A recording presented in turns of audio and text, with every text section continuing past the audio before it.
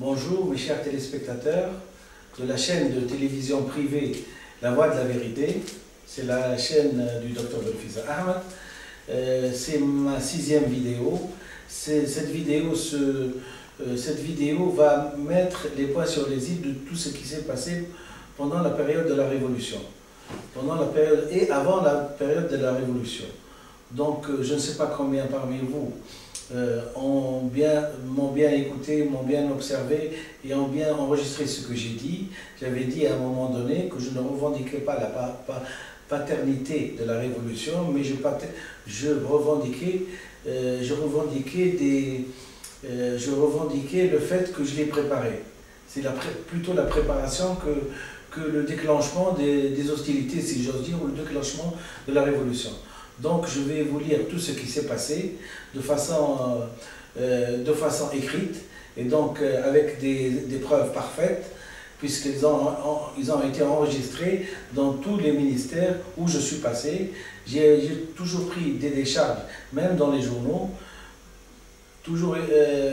mais contrairement à ce que vous êtes convaincus de croire qu'il y a eu, à la suite de cet élan de liberté et de cette révolution, il n'y a plus eu de censure. J'ai été censuré de façon systématique, tous mes écrits ont été censurés, tous mes écrits ont été mis à la poubelle et à la corbeille. Et comme mes écrits, je les ai gardés, et comme j'ai compris et j'ai fini par croire que le système de vidéo sur Internet était le meilleur pour diffuser en court-circuitant et en contournant la censure qui existe dans ce pays depuis 54 ans, sous le régime de Bourguiba et sous le régime de M. Ben Ali. Et là, nous avons un instrument qui nous permet de nous exprimer à travers le monde grâce à Internet. Donc, toujours les remerciements aux gens qui ont été à l'origine de ce bijou pour la population. Et surtout pour les populations des pays sous-développés qui ont plus souffert d'oppression contre la liberté, contre l'expression, contre tous ceux qui ne pouvaient pas partager les idées que certains tabous et certains demeurés, si j'ose dire, préconisés pour le pays. Donc, mes documents, je vous ai dit, sont officiels et je vais vous en lire un. Alors, le 17 janvier 2011, c'est un document que j'ai enregistré au Premier ministère. Donc, c'était sous l'ancien Premier ministre, M. Ranouchi. M. Ranouchi, passant à la télévision, montrant un visage humble et réceptif à tous ceux qui pouvaient se présenter, puisqu'il a demandé à ce que les gens compétents du pays viennent le voir. Malheureusement, j'ai comme l'impression qu'il a préféré les recruter à l'étranger, simpliste comme raisonnement de croire que les gens les plus compétents sont toujours à l'étranger. Mais bon, si ça peut influencer quelques naïfs, moi, pour ma part, ça ne m'a pas influencé. Et je vais vous lire textuellement ce que M. Ranouchi a eu sur le bureau et qu'il a faim de ne pas lire ou de ne pas comprendre. Alors, Tunis, le 17 janvier 2011, à M. le Président par intérim de la République tunisienne, à M. le Premier ministre de la République tunisienne. J'ai l'honneur de vous faire part en tant que citoyen indépendant, de vous présenter ma candidature pour faire partie du gouvernement de transition.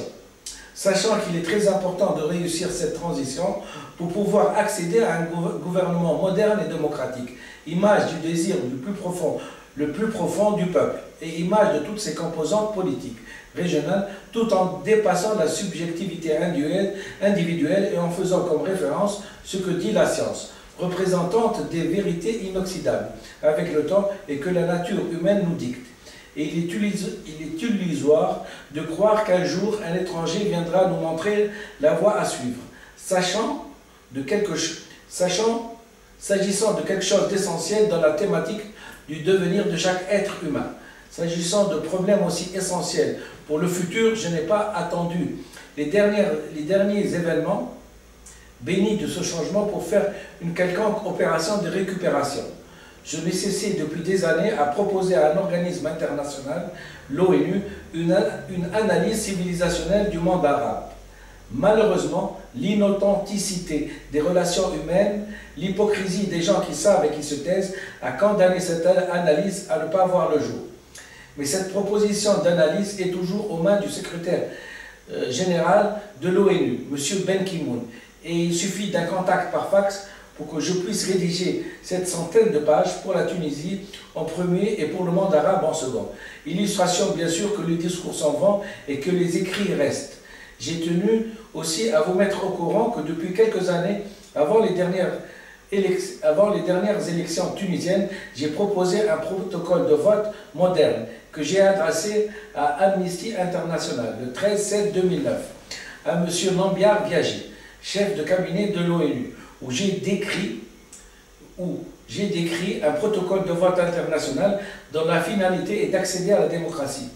Ce protocole de vote international consacrant seul le concept de démocratie réelle dans tous les pays du monde et qui évite des centaines de morts qui vont aux urnes pour voter, que j'ai d'ailleurs baptisé le protocole de vote international du Dr Benfis Ahmed, le PVI du DBA, est basé sur un deuxième vote concomitant à la sortie du bureau de vote national.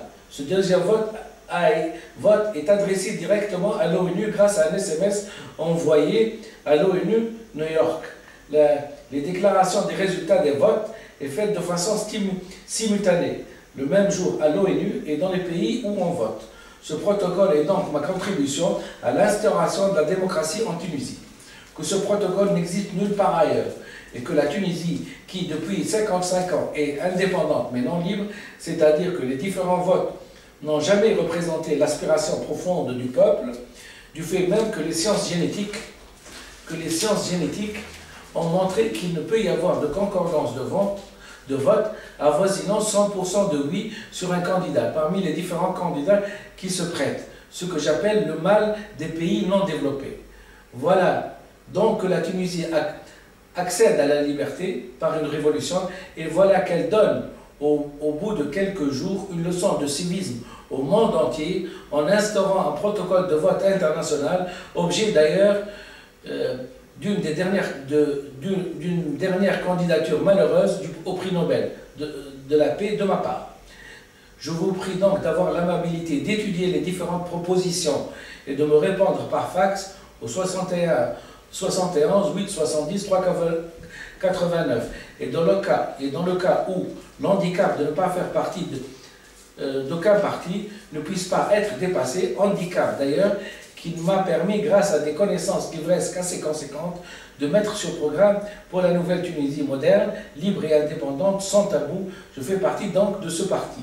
Expression de ma confiance, Dr Benfis Ahmed. Bien sûr, il va sans dire que quand M. Ranouch a reçu cette lettre, il est tombé des nues et il a préféré scotomiser. Scotomiser, c'est-à-dire faire semblant qu'elle n'existe pas. Il a lu sans lire et il n'a pas retransmis le message.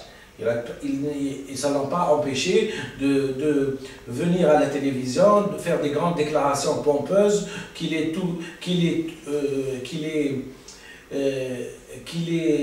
là pour servir la Tunisie après 11 ans qu'il n'est pas servi. Vous comprenez très bien que le langage de ce monsieur,